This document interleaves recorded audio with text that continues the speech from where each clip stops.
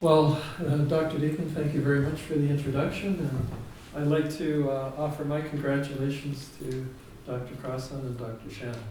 And I really enjoyed your presentation, Mary. Thank you very much. I'm going to speak to you, or a very different type of presentation now. I'm going to tell you about a research project that I've been involved in for about the last 25 years. And this work was done in collaboration with Dr. Stephen Sims, the Department of Physiology and Pharmacology, who's here in the audience today. And I'm just going to outline first the science I'm going to talk about. So I'm going to tell you about purinergic signaling, this type of signaling in bone, and one particular receptor that mediates this signaling, known as the P2X7 receptor. I'm also going to try and point out some lessons learned over the past 28 years now here at Western.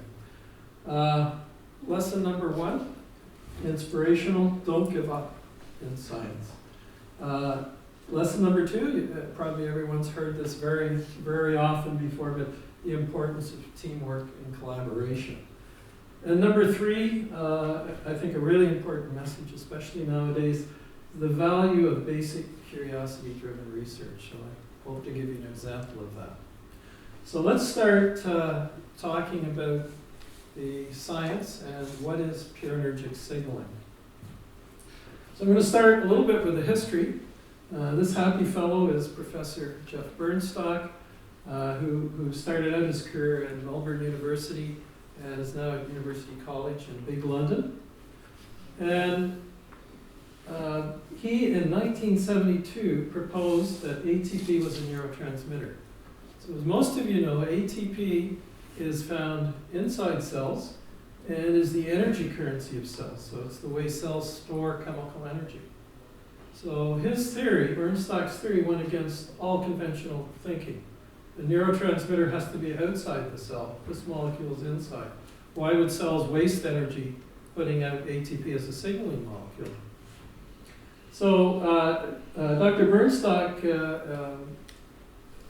suffered for many years of criticism, skepticism, and ridicule over his ideas. In fact, about 2 decades, he was not believed by the scientific community. In the 1990s, molecular biology was developing, and people started cloning receptors for ATP, and these molecules are found on the cell surface. So it turned out he was right. In fact, it turned out not only was he right about it being a neurotransmitter, but ATP is now accepted as a general intercellular signal, a way in which one cell can signal neighboring cells.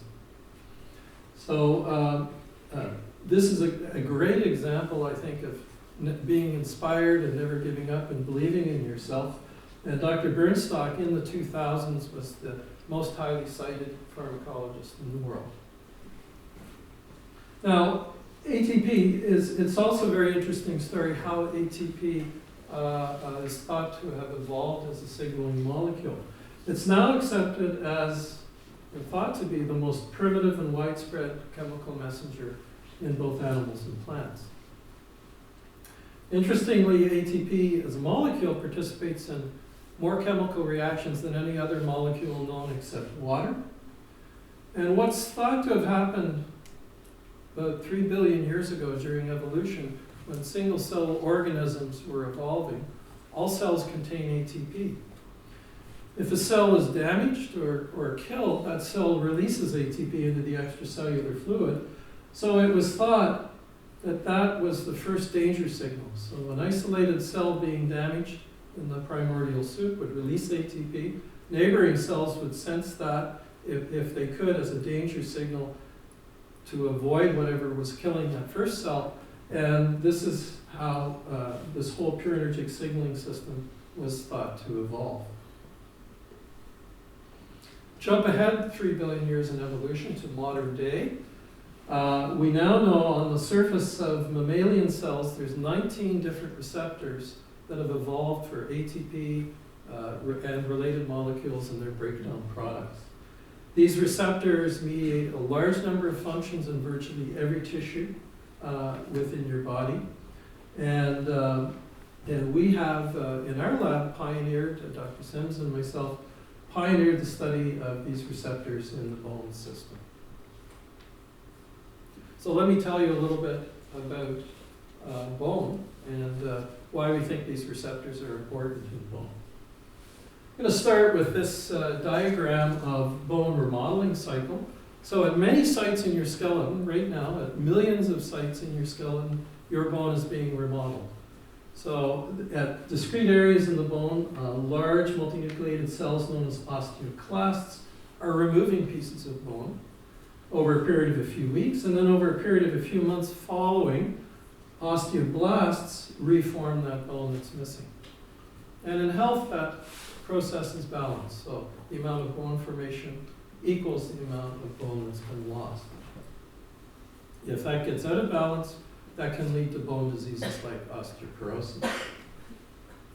Now let me just show you a quick video illustrating what this bone remodeling process looks like. So this is a cartoon. We're going to see about 6 months of one bone remodeling cycle occurring. So this green area is meant to be a microscopic view of a strut of bone within your bone marrow. So there's bone marrow up here and down here. And there's a little fracture, signals. These are the osteoclasts coming in to resorb the bone. These are the osteoblasts that are now refilling that bone.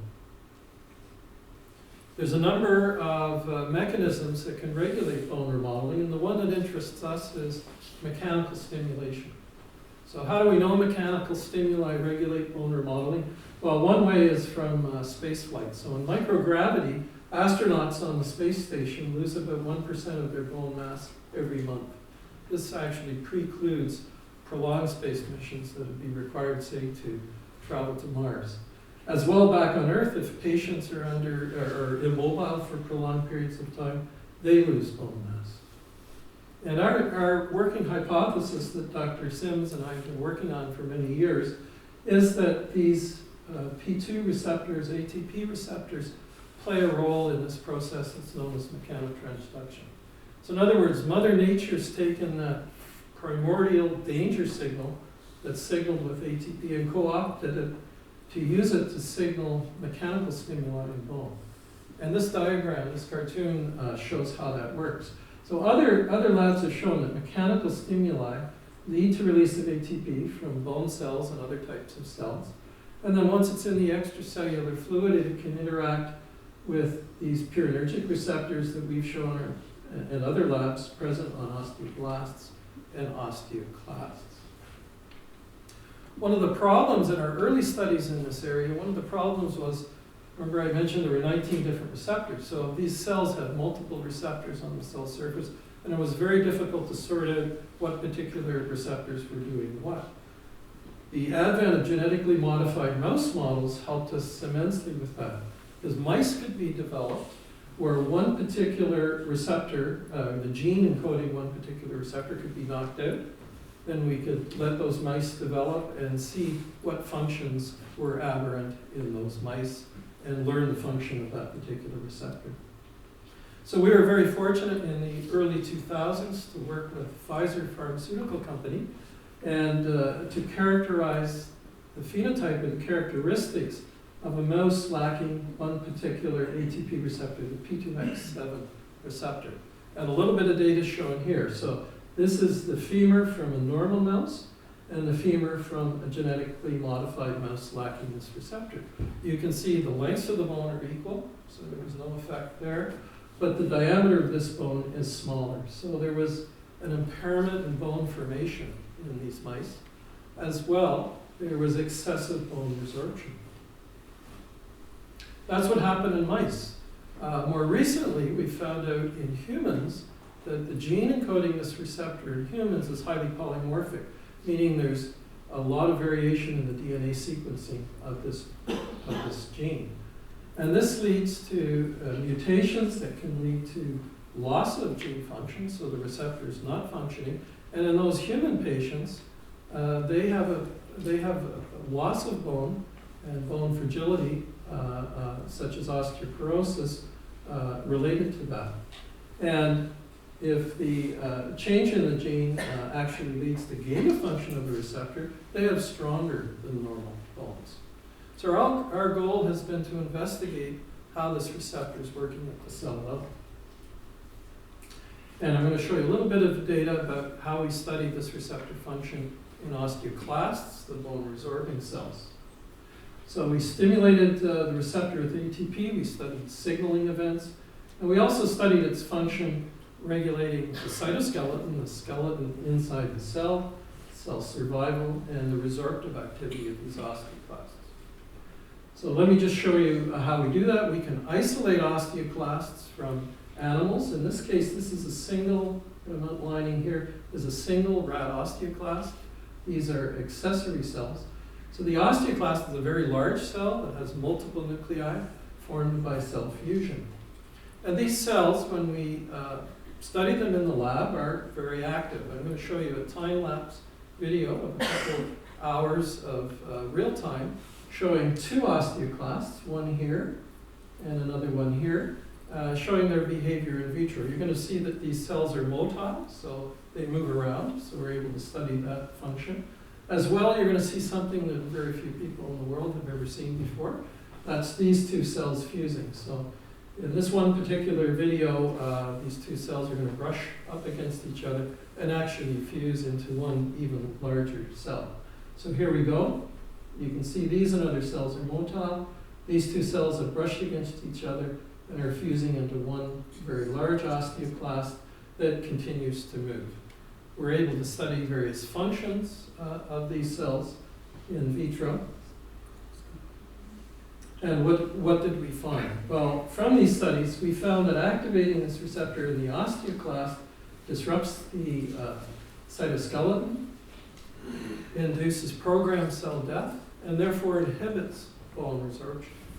So why is that important? Well, that's consistent with what we found in the genetically modified mouse model. It's also consistent with what's been found in humans with disruption of the gene encoding this receptor.